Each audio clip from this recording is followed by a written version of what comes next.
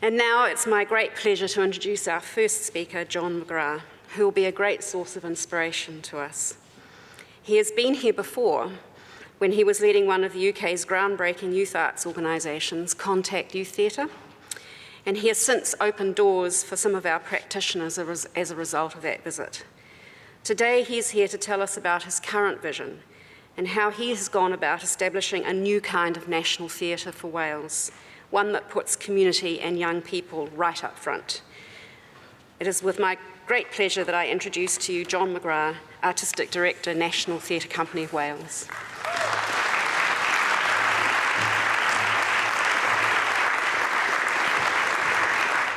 So I'm coming here to share a little bit of what we do. I mentioned Sally as a starting point, and Sally for me epitomized really the big theme perhaps behind my talk today, which is that of commitment. What does it really mean to be committed to the work that we do with communities and with young people in the arts? What does it mean to push yourself and your organization one step further, keep going one day, 1 year longer than you ever intended to do? So that is the underlying question that I want to look at today. I'm going to answer that maybe ultimately from quite a personal viewpoint. But I also want to give you a bit of a journey through the last few years of work that I've been involved with, initially at Contact Theatre and then very much at the transition to National Theatre Wales, where I'll focus most of the talk today. And if anybody wants to know any more about any of those bits, I will be with you throughout the next 2 days. So please do chat at any point and come and ask me more questions or ask me to dig in some more depth to some of the context. So I'm going to start not with National Theatre Wales, but with this young man. I'm going to start off with Jazeel. This is Jazeel sitting at my desk as Artistic Director at Contact Theatre Manchester.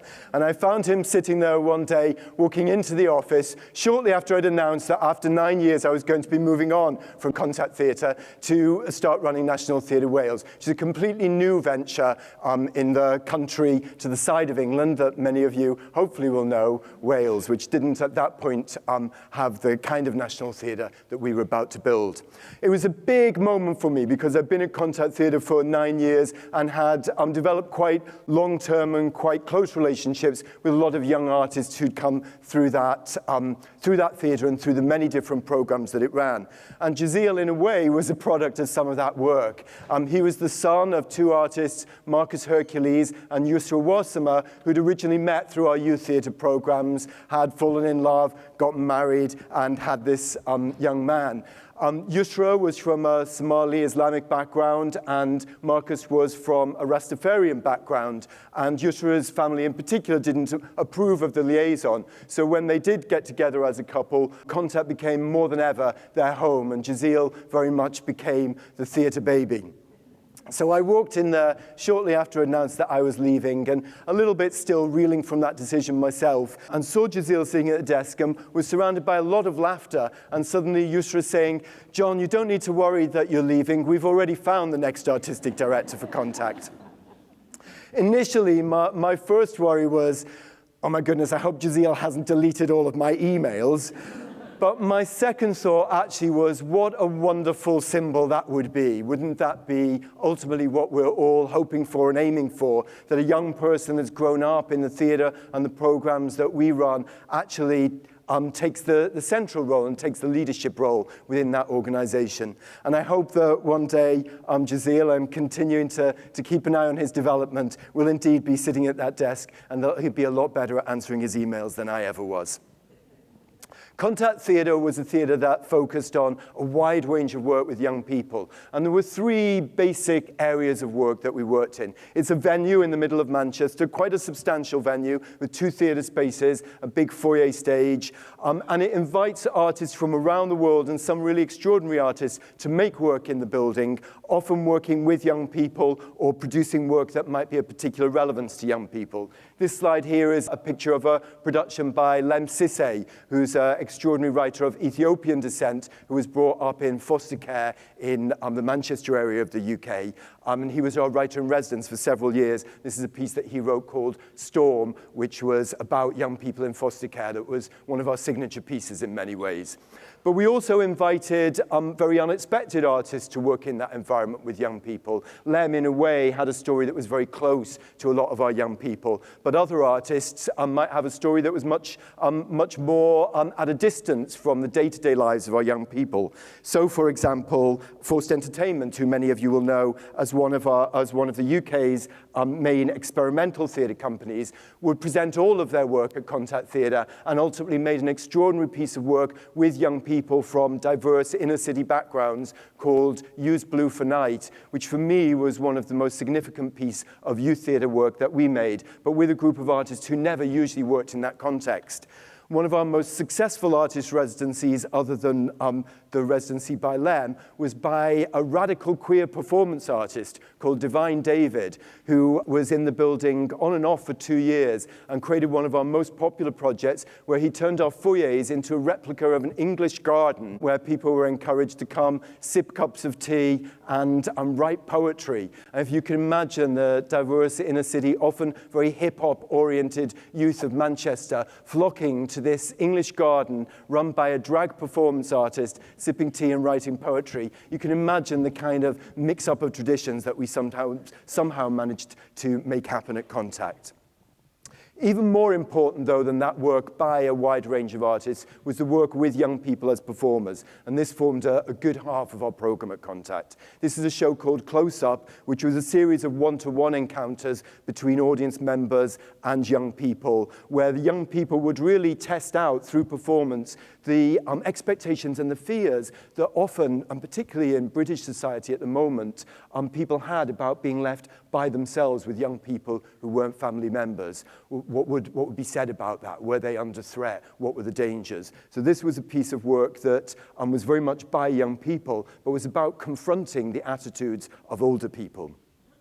But most importantly of all at Contact, we worked on the basis of young people as decision makers and young people who as leaders.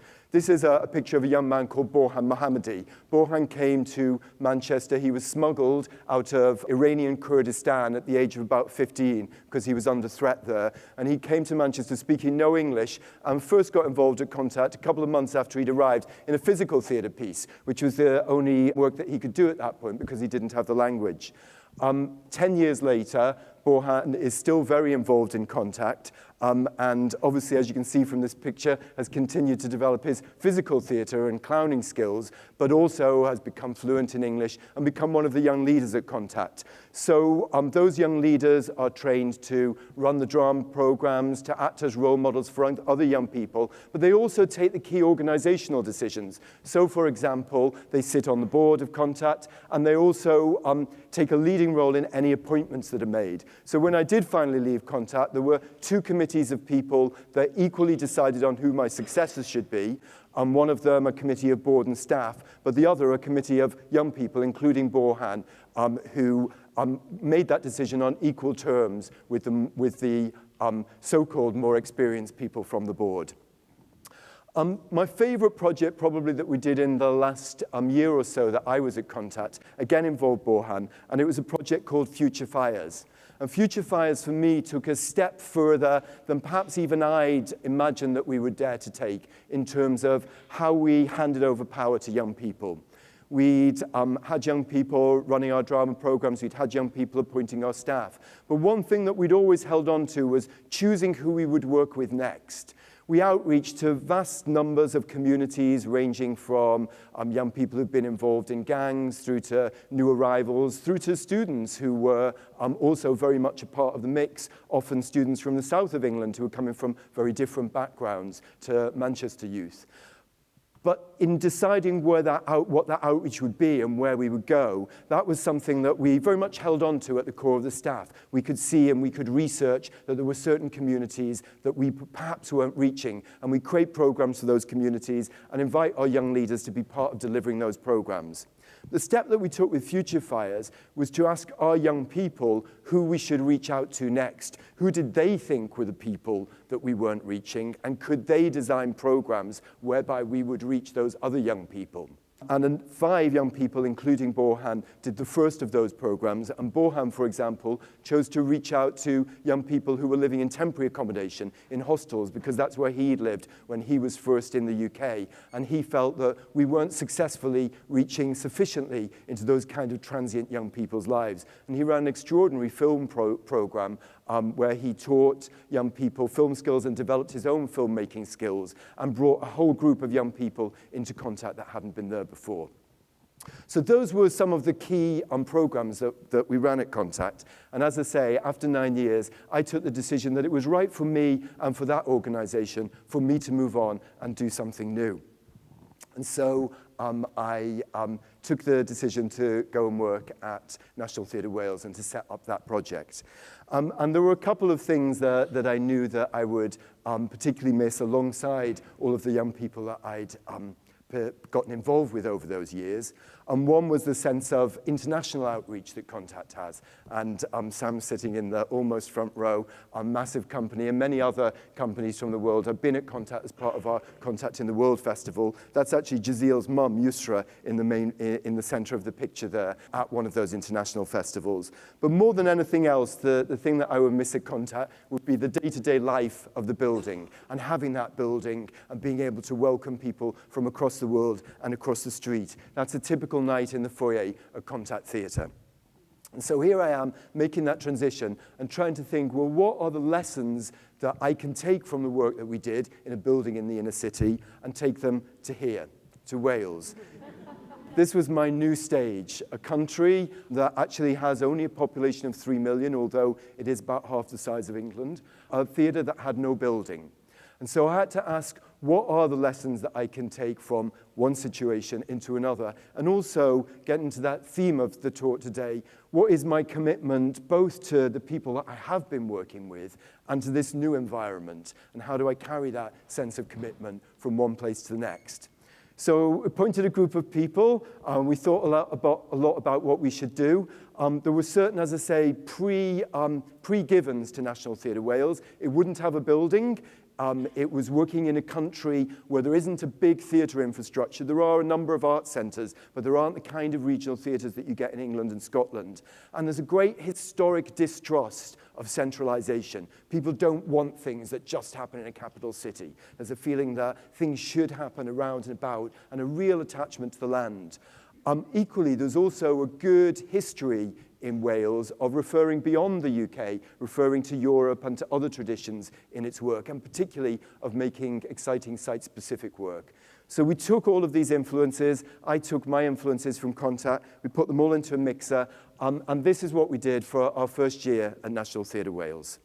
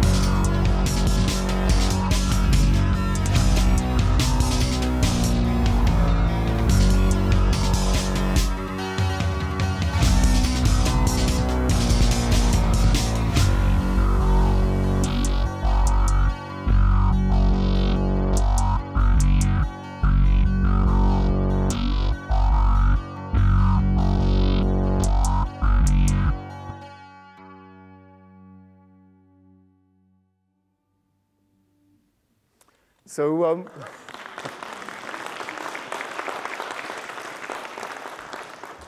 thank you. We called it the Theatre Map of Wales, and what it involved was a year of productions, one a month, every month for a year.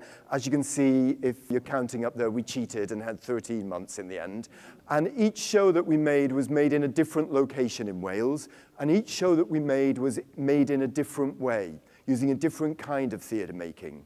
But each show that we made was in some way really embedded in the location and the community where it was being created. Now, that didn't mean that all of them were community or participatory pieces. Some of them were very much about inviting professional directors and professional actors to make work. But at the very least, each piece rehearsed in the place it was being made for, and the connections that were made between those actors and performers and directors and creatives and the spaces and places where they were rehearsing, where they were going for lunch, where they were hanging out during the process of that making became very deep. And at the end of the year, we had an extraordinary menu of work, and we could say to people in Wales, what did you do? What did you think of what we did? What did you like? What did you like less? And what was missing? As you can see from the images up there, loads of different work, and I'm not going to run through all of it in detail today, but I am going to mention 3 or 4 of the productions in a little bit more detail because they hit particularly on the themes of this conference. Perhaps the best-known project that we did in that first year was actually the 13th piece, the finale project, which is called The Passion, and was a new piece created for the town of Port Talbot in southern Wales.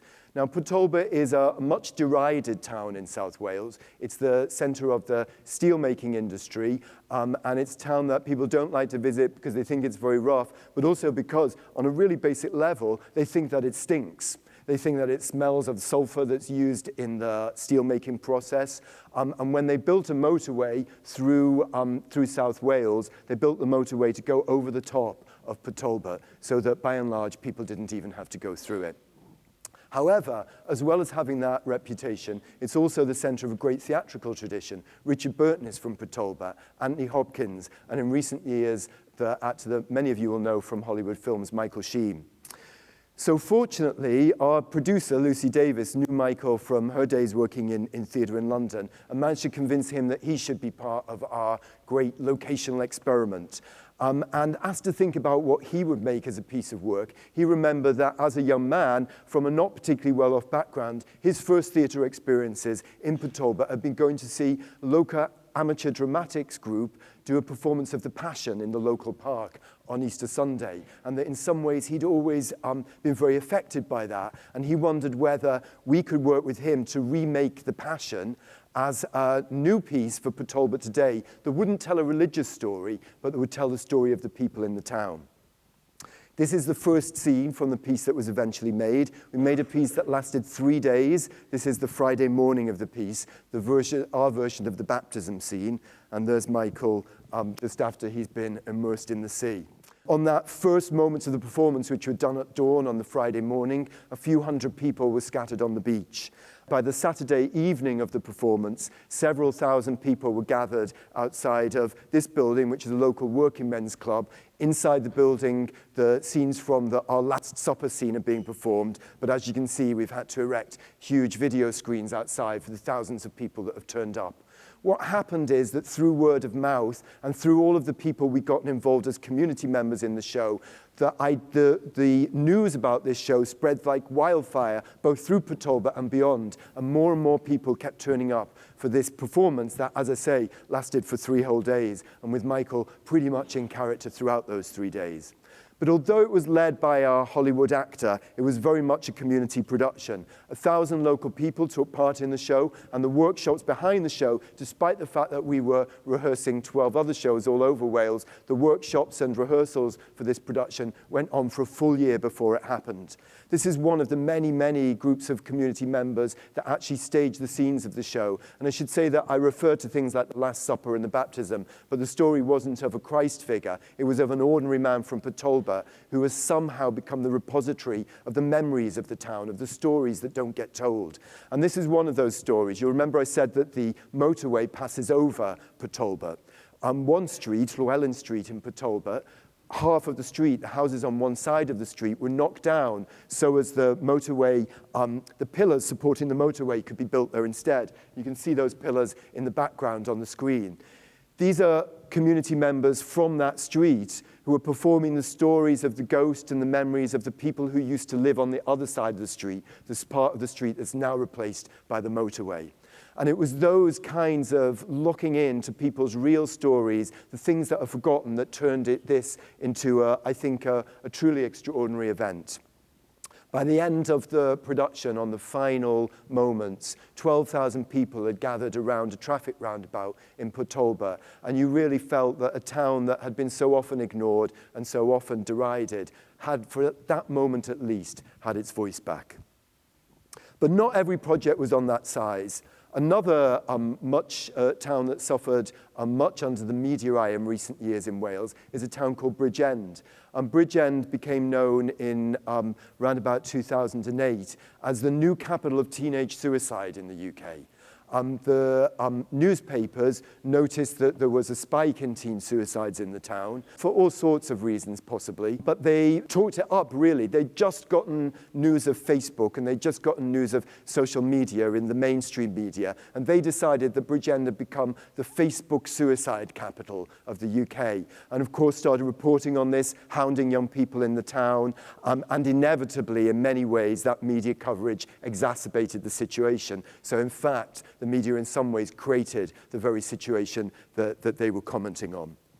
A very delicate situation for a theatre company to be working in, but one that I felt that we couldn't ignore. This was the worst story that had emerged in Wales for a long time, and if we were to have a national theatre, we need to be able to grapple with those stories.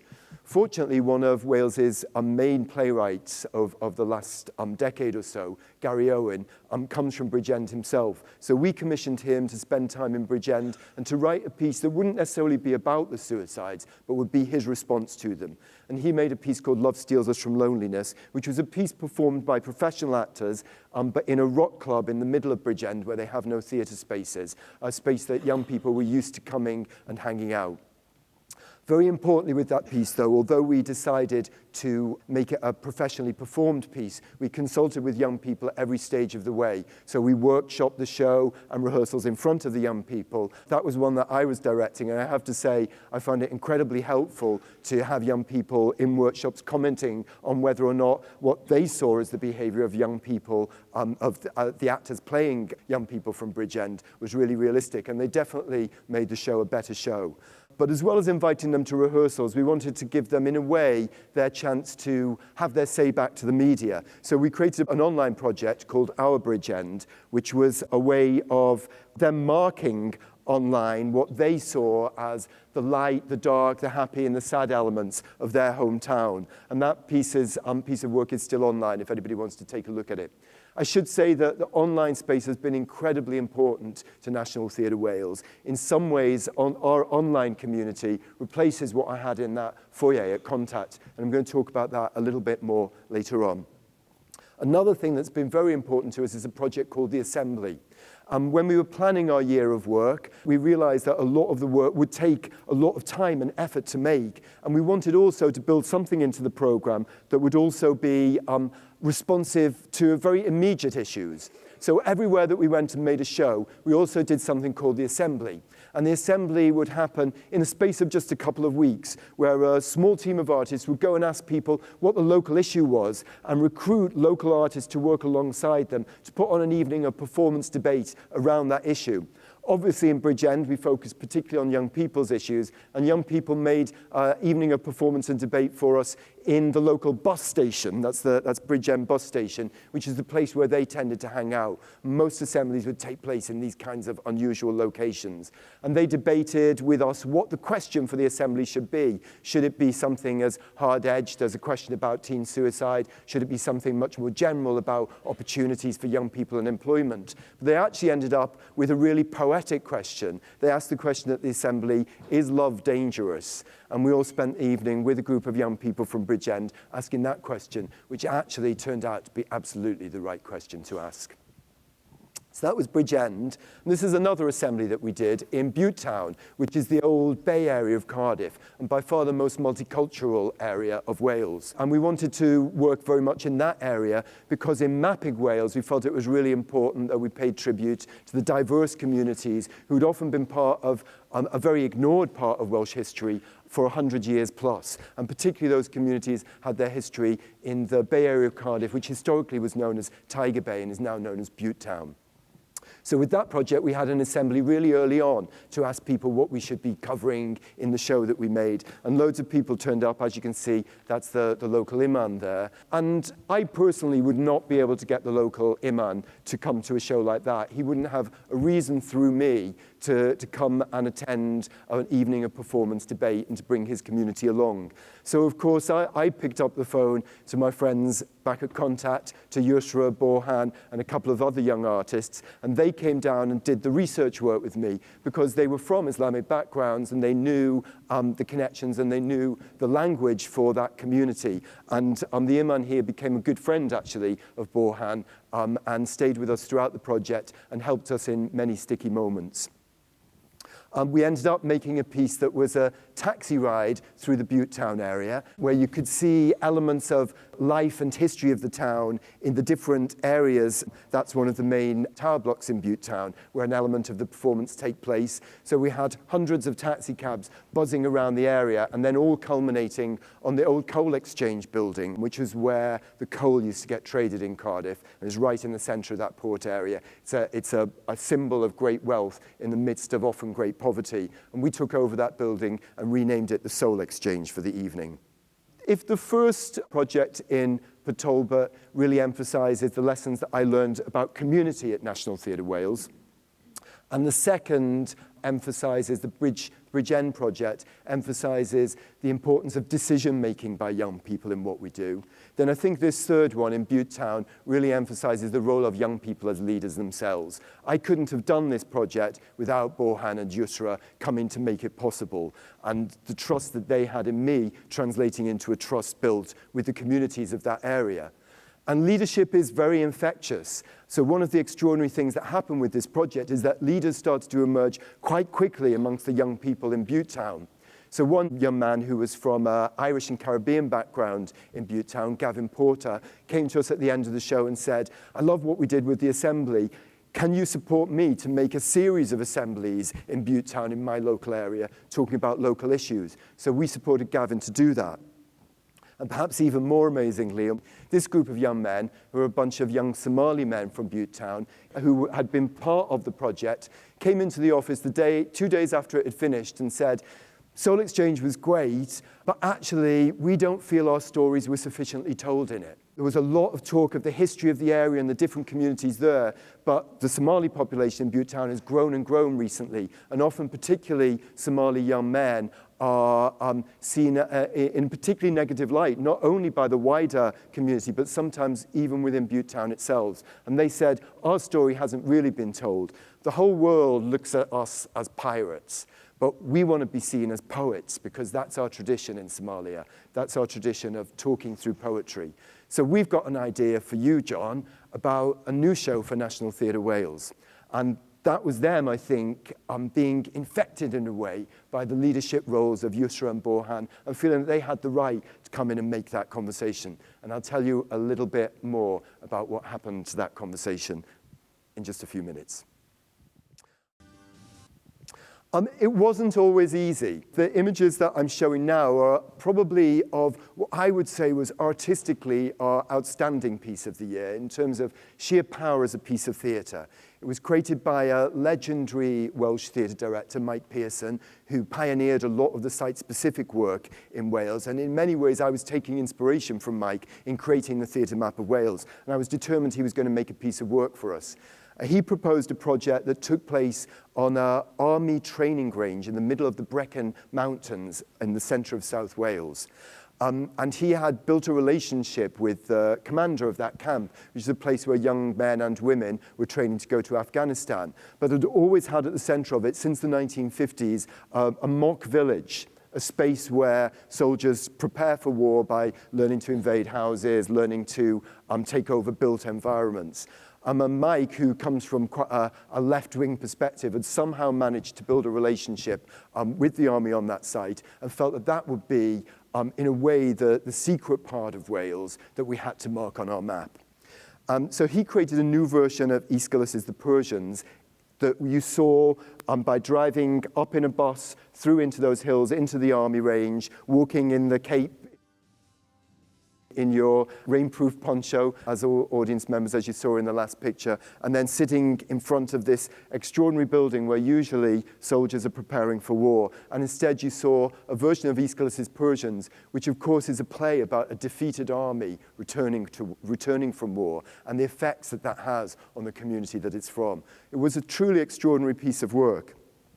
And yet, in terms of community and in terms of the elements in a way that I've highlighted in the other pieces, it was very difficult. First and foremost, Mike is quite a shy person and a shy director and wasn't comfortable with loads of people coming to visit his rehearsals. But secondly, we were making a piece of work on a hill in the middle of an army range, in the middle of nowhere to all intents and purposes. And although one of the extraordinary things with the project was that young soldiers in training would stop by and watch huge chunks of the show, both in rehearsal and in performance, which was a extraordinary and moving thing to have happen. It was much harder than in those other projects to really embed our work in the community.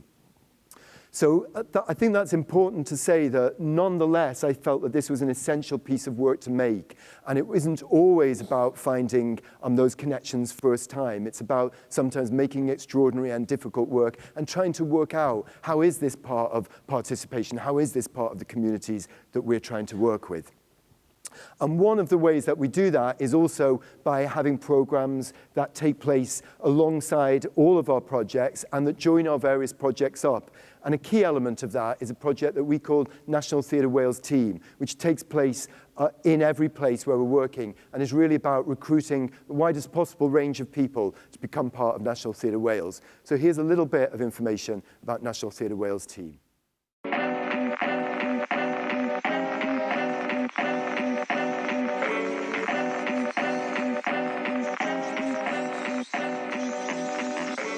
Team members are at the centre of everything we do at National Theatre Wales.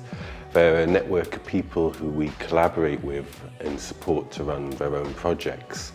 Team is really our way of having an ongoing conversation with the people of Wales. Well, I got involved in Team when National Theatre Wales came up to my local theatre and it was their first show called The Good Night Out in the Valleys. So I got involved with that and then I moved on to the first assembly project. I got an email through just saying that there was a poetry night and I thought I've written one poem, I'll give it a go. Davinder invited me into National Theatre Wales for a bit of a chat and to see where I wanted to go with it. I was lucky enough to be part of the Provincial Life Ensemble, which was an opportunity I got from being part of Team. It was a really great opportunity because I was able to work with one of the leading directors of Chekhov, which was Peter Gill. I set up an event called Stories of the Streets. It's a new writing event with the help of Davinder and Anna. Leadership training, we did that and that was really useful. I had the opportunity this last summer to go to a Paul Late summer camp with Wales Lab. It's great to meet this network of people from all over Wales. I was doing an event. At one point we thought the show wasn't going to go on and then my team leader got in touch with Yusuf and he's part of the team. They got involved and then we just got really happy and thought, oh, maybe we can finish the show. And we did and it was great. I have a module in university which is called work-based learning where you go into the professional field and work for a while, and I did this with National Theatre Wales. It was very beneficial because it helped to understand their structure and the processes. Team Panel is a group of 11 team members from across Wales who feed into the overall development of National Theatre Wales. You'd think like with a big company like National Theatre Wales that they wouldn't really want to listen to your ideas and how you think the company could help you and things like that. But with Team Panel it gives us kind of a voice. You should get involved in Team because there are so many different opportunities available to you. You can perform, you can write, you can take photographs, film, you can start up your own event, take advantage of the training opportunities that will always be posted up on the National Theatre Wales Team group. Get involved backstage, you can get involved on stage. You can be involved in the office. All we need is for you to tell us what you want to do. So that's National Theatre Wales team, which is in many ways how we join it all up. And as hopefully you could see from the video, we also now have something called Team Panel, which is a group of representatives from that network of people who started to attend our board meetings, have a say in how we develop the programme, and really become an equivalent to some of that youth leadership activity that we were doing at Contact. Another important element to mention at NTW is the role that online plays for us. We set up a social network back in 2009 before we'd even announced the first element of our programme. And the first question on that social network was, what kind of work should we make and where should we do it? And I think because that question was very real, because at that point we didn't know what kind of work we were going to make or where we should do it, the network very quickly became very busy. And it's got over 4,000 signed up members and tens of thousands others who go there as visitors, looking at what's going on, interacting, seeing notes from rehearsals. But equally important on that network, people can advertise and talk about their own projects and their own shows, not just National Theatre Wales shows. So in a way, by creating a community online, we've tried to replicate some of that energy, again, that I felt I had in the foyer over at Contact Theatre in Manchester. nationaltheatrewales.org/community, or you can reach it through nationaltheatrewales.org website as well. And that social network, I would say, is still very much the heart of the company and a place where all sorts of questions get debated, where writers who think I should be commissioning their plays send me messages that are sometimes quite colourful in their language. And we have all sorts of debates, and that sense of openness, I think, and that you can get stuck in and that you can have your own opinion is very important to the ethos of the company.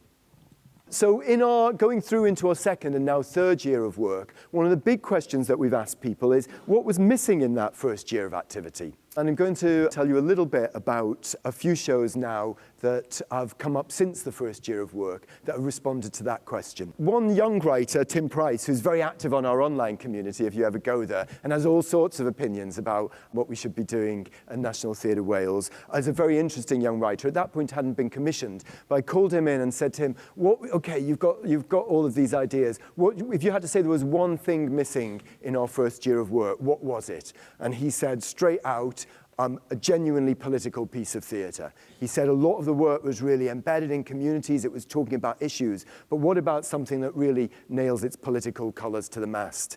And so, of course, I said to him, okay, you've got to go off and write that play now and come back to me when it's written and we'll put it on. So he wrote a play called The Radicalisation of Bradley Manning, which is about the young US soldier who released all of the Afghan, Iraqi, and embassy logs to WikiLeaks and is currently on trial.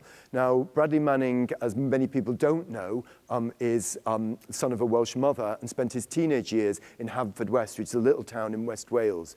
So Tim wrote a play drawing on that fact and on the evidence of the trial that was ongoing for Bradley Manning. And we created a piece which we premiered in Bradley Manning's old school hall in Haverfordwest in West Wales, which has gone on to have a very substantial future life. Importantly, with that piece, we cast a cast entirely of actors who were Bradley Manning's age. So whatever the role that was played in the show, all of the actors were around about 23 years old, which really brought home to us making the work and to audiences that we were talking about a young man who, certainly in my view, had followed his conscience and was being given extraordinarily harsh treatment by the state apparatuses in the States and being very much ignored by the state apparatuses in the UK.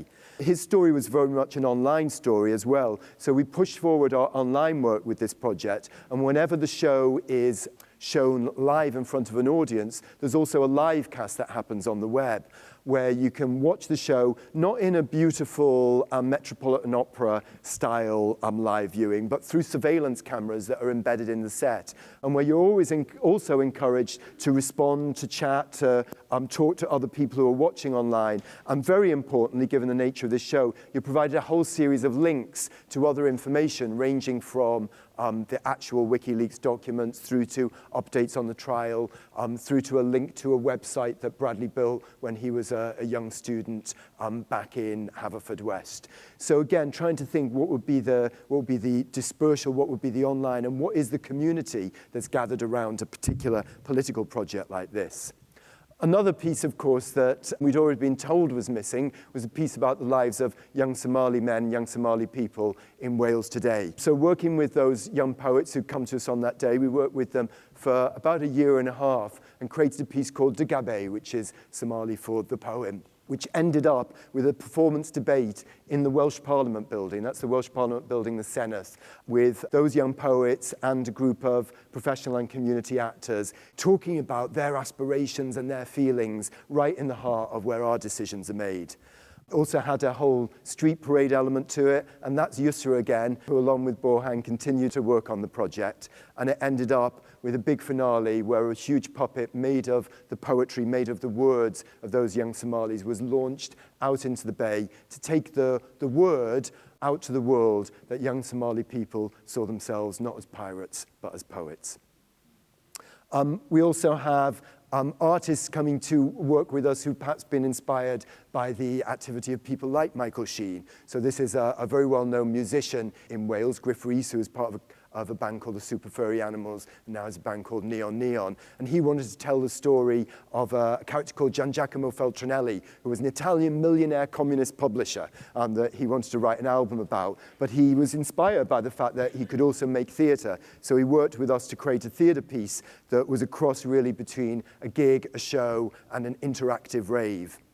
And sometimes it was about particular communities as well that we hadn't worked with at all. So the writer Kate O'Reilly, who herself has a visual impairment, asked us whether we would make a piece with her that was specifically about featuring remarkable disabled performers and the words of disabled people on stage. So we made a piece called In Water I'm Weightless with Kate, which featured 6 extraordinary disabled actors and a script developed by Kate out of conversations with a very wide range of people. And we worked again with Mike Pearson, who, despite his caution really about some of the ideas about community and blogging and interactivity, has actually become one of our great champions. And the other day was introducing me to a group of young people that he'd met and to a community program that he'd met that he thought National Theatre Wales should be working with. So that faith in his art really paid through for us, and he's become, in a way, a flagship artist for the company. This is a piece that he made last year, which was his take on Coriolanus, inspired by both Shakespeare and Brecht, which took place in a disused aircraft hangar, and retold the story as an interactive piece where audiences were watching live action video and hearing audio soundtrack as they were wandering through the aircraft hangar.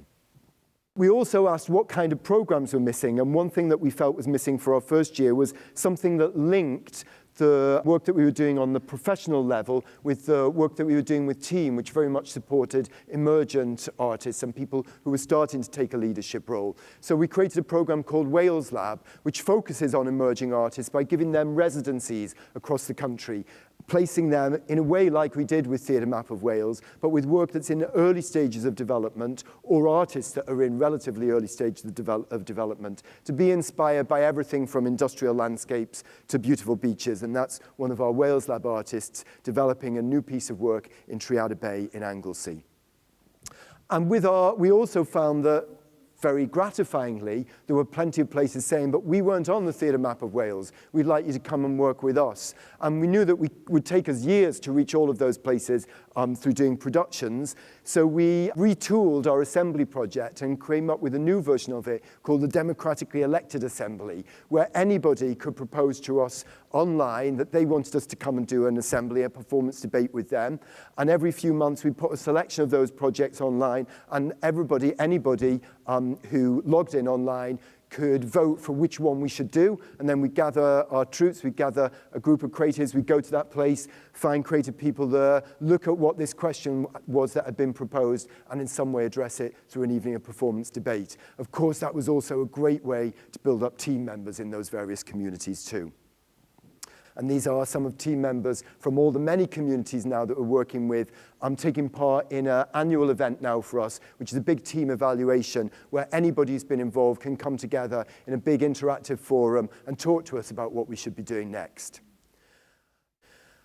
We also felt that we wanted to dig deeper in some places. So this year we've also done what we call the residency program, where we don't just take artists and creatives to different communities, we bring the whole company and all of its bits and pieces. So I've just come here directly from our residency in Anglesey, and this is a shop that we took over in Anglesey, and where people could come and see and tell stories. But in Anglesey, we not only made a show, we not only made an assembly, we not only developed Wales Lab artists, but we brought people like our finance manager and our managing director to come and be resident away from Cardiff and in that space, because by really all being there, we get to understand what it is to truly, I think, be a national theatre.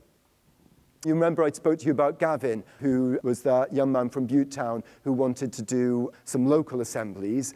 And a year later, we had an opening for someone to come as a creative associate for us to take the assembly program into the next stage. Gavin interviewed, there was about 100 plus people who applied for the job from all over the UK. And by far the best interview was perhaps inevitably from Gavin, who'd put so much commitment into that project. And he was now off with us in Anglesey, and this is a picture of the Anglesey Assembly being broadcast online and Gavin introducing it. And if you want to see that, I think that's still up there on the site. And this is a slightly self-serving picture, but I want to explain it. This is me winning an award. And the award that I'm winning is for the radicalisation of Bradley Manning. But there's a story behind this award, because when we were in Bridgend, one of the most extraordinary projects I thought that developed was developed in association with the arts officer in Bridgend from the local council, who said it's great getting young people involved as participants, but what about getting them involved as critics? And he asked us to help train a group of young people as critics, as theatre critics, who would come to the show and write reviews of it. And they went on through the year to start reviewing all our shows and many other people's shows. And they then went completely independent from us and started doing their own thing. And one of the things that they decided was that, unlike England and Scotland, where there are quite high-profile theatre awards, there were no theatre awards in Wales. So they gathered up the professional critics and worked with them to create a theatre awards in Wales, completely independent of anything that we were doing. And so this is a lesson on the good things that can happen when you hand over trust to people. They ran it all themselves and very kindly gave me a directing award. And that brings me really to virtually the end of the presentation, and back in a way to myself and what are the lessons that I've learned about commitment through all the extraordinary people that I've had a chance to work with. And I think there are three things that I would take in this work. The first one is to always keep pushing. There is never a degree to which we can't push involvement by communities, by young people in our arts organisations. The very point at which we think that people won't be interested anymore, at which they won't have the necessary information to take on decisions or to run that project, is exactly the point at which something extraordinary is about to happen. Whether we're a funder, whether we're an arts professional, whether we're an artist, we should always keep pushing for the new levels of involvement by our communities, by young people in what we do, and handing over of decision making. Second one is to be ready to say yes, really. That project with the young Somali artists was really about them knowing that if they came to me and said, we know what the next show is that National Theatre Wales should do, that there was a probability, or at least a possibility, that we would say yes. And again, you can't say yes to everything. So if in doubt, say yes to the maddest, baddest, strangest, most difficult idea that's thrown at you. But just keep on saying yes. Don't get stuck in the things that we know how to do. And the third area, I think, is to really stick with it for the long term. For me, that involvement of people like Borhan and Yusra in the work that I've done from the beginning has been essential to the work and also essential to me. And they perhaps taught me the most important lesson about all of this work is that we often talk about how arts work can change and develop young people and the remarkable effect that it can have on communities. But actually, the great gift is that in working with young people and communities, that work will have a remarkable effect on us. And we will be deeply changed by the work that we do. So to stick with it and be ready for that change. So in terms of sticking with it, once I'm back from New Zealand, I'm going to have a follow-up meeting with a bunch of the artists, including our young poets and community leaders who were involved in the Dagabe project, to ask, well, what happens next? We've done this very big show. What are now some of the smaller self-led initiatives that you can be part of? And one thing that I've got on my agenda is to think about the fact that a lot of those young men have become really good performance poets and spoken word artists. And I know a particularly good venue in the UK for spoken word and performance poetry. It's called Contact Theatre in Manchester. So I'm hoping after that meeting, I'll be able to give a call to Contact Theatre in Manchester and ask if they'd feature some of these young poets. And I'm very much hoping that Jazeel will answer my call. Thank you very much.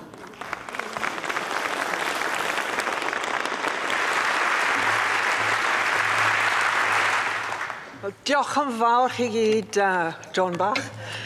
I'm showing off because I was born in Wales and had all of my education in Wales and, funnily enough, in Manchester too. So it's utterly fascinating and inspiring for me to hear John talking about what's happened in post-colonial Britain and Wales in particular. As a student, I campaigned for a national theatre in Wales. And what I would have been campaigning for would have looked nothing like what John's describing. Isn't that extraordinary, that diversity and that ability to hand over power and to hear the voices coming back to you? Isn't that extraordinary? I would never have dreamed of that. Absolutely wonderful to hear about.